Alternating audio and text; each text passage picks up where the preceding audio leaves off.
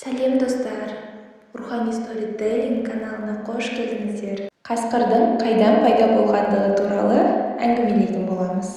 Қасқыр иттің туысы екен. Ертеде адам атаның екі иті болыпты. Олардың біреуі ақ, екінші қара түсті екен. Адам қойларын ол екеуіне сеніп тапсырыпты. Иттер таңертең қойды өріске жайып, кешке қораға қамап жүреді. Бір күні қара иттің ниеті бұзылды. Нәпсісі қысқанда өзін ұстай алмай, бір қойды тамақтап тастапты. Ақ ит оны көріп, онымен айқасқа кетеді. Осылайша бір-бірін ала алмай жатқанда адам ата келіп қалды. Қара ит иесін көріп орманға қаша жөнеліпті. Қайта келуге бет жоқ. Содан орман тоғай мен жапан жүзді жағалап, ақыры жабайы айуанның кейпін киді. Бұрынғыдағыдай ас беретін егесі жоқ. Амалсыздан жыртқышқа айналып, жемтігін өзі табатын болды. Бірақ қанша уақыт адам атаның жанында жүріп, бауыр басып қалған еді. Содан адам атаны сағынып ұлиды екен.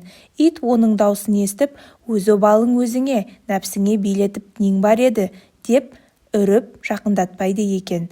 Бұдан қайыр болмаған соң қасқыр жаратқанға ұлып, «Уа тәңірім, итті қарашы, жанында егесі бар, үнемі қамқор болып ас береді.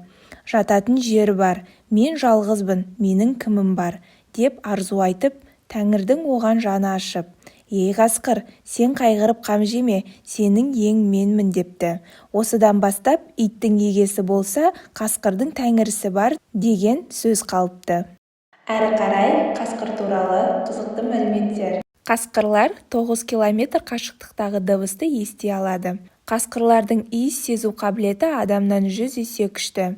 Қасқырлар суда малтуды біледі. Олар 13 километр бойы тоқтаусыз жүзе алады. Жаңа туған қасқыр 4 айдың ішінде 30 есе өседі. Аш қасқыр 10 килограмм етті өзі жалғыз жеп қоюы мүмкін. Тамақтанбай 10 күн жүруге шамасы жетеді. Олар әрдайым көгілдір көзбен, соқыр және саңырау болып туылады. Жыртқыш аң болса да, ол сәбізбен және қарбызбен қоректенеді.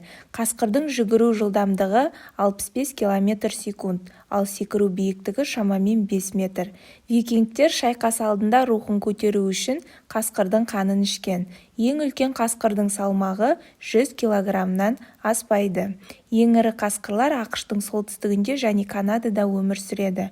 Олардың өлшемінің ұзындығы 160 сантиметр, ал салмағы 90 килограммға дейін жетеді.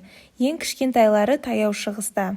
Олардың салмағы шамамен 30 килограмм. Қасқырлар 20 минут бойы тоқтамай жүгіре алады.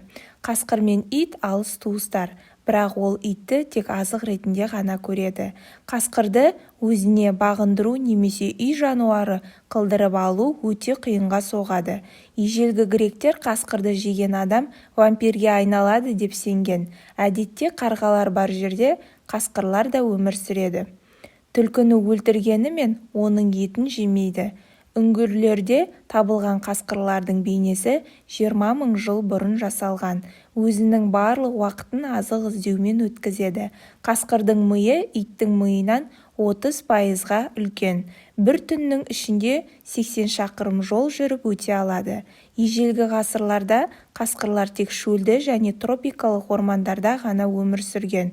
Бұрын Ирландия елін қасқырлардың жері деп атаған. Өйткені онда қасқыр үйірлері көптеп кездескен. Менің каналыма тіркеліп, қолдауларыңызды сұраймын.